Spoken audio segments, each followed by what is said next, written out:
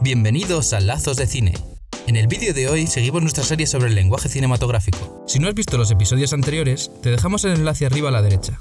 En esta ocasión nos centraremos en los movimientos de cámara, las panorámicas, el zoom y el traveling.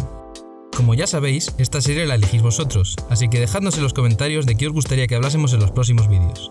Darle a like y suscribiros al canal si no lo habéis hecho ya. ¡Comencemos!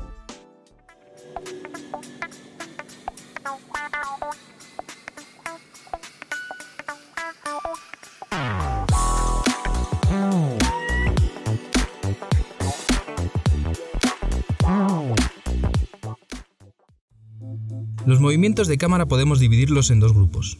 Por un lado tenemos los movimientos físicos, donde la cámara va a moverse ya sea adelante, atrás o en su propio eje. En esta categoría se encuentran las panorámicas y los travelings. Por otro lado tenemos los movimientos ópticos, con los que empezaremos, centrándonos en el zoom. Pero antes de meternos con los casos prácticos, vamos a la teoría. ¿Cómo funciona el zoom? Se trata de una lente en la cual la distancia focal es variable, es decir, permite pasar de un angular a un teleobjetivo y viceversa, consiguiendo así una sensación de alejamiento o acercamiento al personaje, sin desenfoque y sin necesidad de mover la cámara. No debemos confundirlo con el traveling, que se traduce al español como viajando, que precisamente es lo que hace la cámara. A diferencia del zoom, aquí sí que hay movimiento, pero la lente no cambia, siempre tiene la misma distancia focal. Combinando ambos movimientos se crea el conocido como efecto vértigo, que formalmente se llama traveling compensado. Consiste en que mientras el zoom va hacia atrás, la cámara avanza hacia adelante con un traveling. Con ello se consigue que el personaje mantenga el mismo tamaño en el encuadre, y solamente se altere la perspectiva con la que se ve el fondo. Se le conoce con ese nombre porque Alfred Hitchcock lo usó de forma recurrente en su película Vértigo, para simbolizar el miedo a las alturas del personaje de James Stewart. Pero también son famosos los planos con este movimiento en la película Tiburón, de Steven Spielberg. Uno de los nuestros, de Martin Scorsese, y en la icónica El Odio.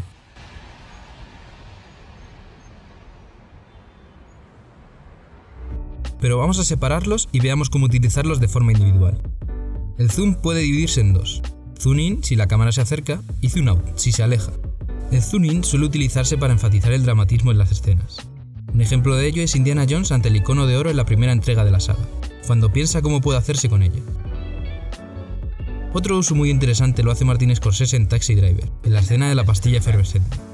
Con dos zoom ins, uno hacia Travis y otro hacia el vaso, nos adentra en la confusa cabeza del protagonista. También se utiliza para dar sensación de paranoia. Francis Ford Coppola usó los zooms de esta forma en la conversación. La cámara deja de ser utilizada para que los espectadores puedan ver los eventos que se desarrollan y sirve para que a través de ella puedan vigilar a los personajes.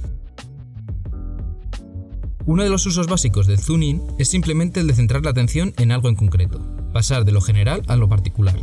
El zoom out es todo lo contrario, pasar de lo particular a lo general. Recurre mucho a este recurso Kubrick en la maravillosa Barry Lyndon. Lo utiliza para contextualizar, y además, en este plano, para recalcar la soledad del personaje, ya que a la vez que el zoom se aleja, se le ve solo atrapado en el palacio.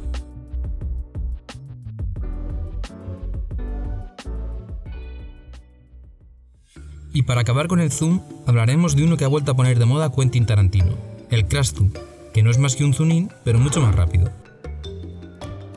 Se utiliza para impactar al espectador por su velocidad. Tarantino se inspiró en sus tan adoradas películas de Kung Fu, donde este tipo de zooms son muy utilizados. Pasemos ahora a los movimientos físicos y volvamos al traveling. Su principal misión es pasar inadvertido. Cuanto menos se note, mejor. Suele emplearse para meter al espectador más en la película, para que parezca que caminamos junto a los personajes, que estamos en el mismo lugar donde se desarrolla la acción.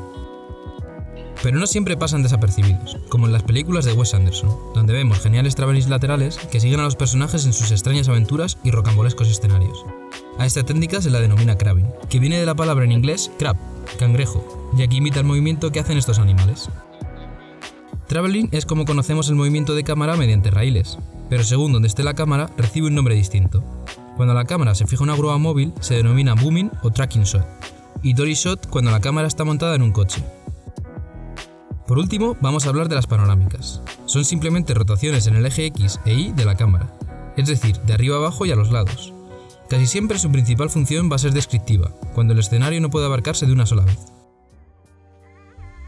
Podemos ver esto en Taxi Driver. Mediante una panorámica vemos toda la habitación de Travis y finalmente le vemos a él.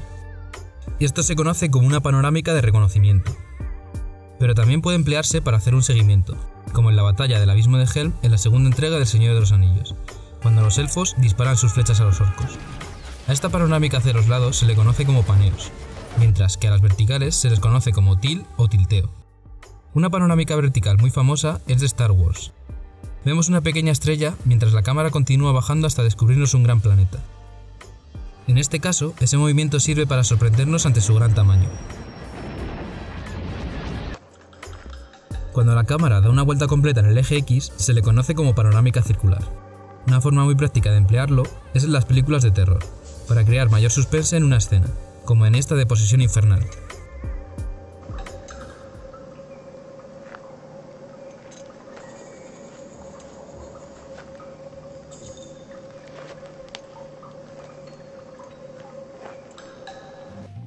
Los grandes directores han demostrado que saben utilizar de forma perfecta ese tipo de movimientos, y son capaces de emocionarnos, ya sea con un zoom, un traveling o con una simple panorámica.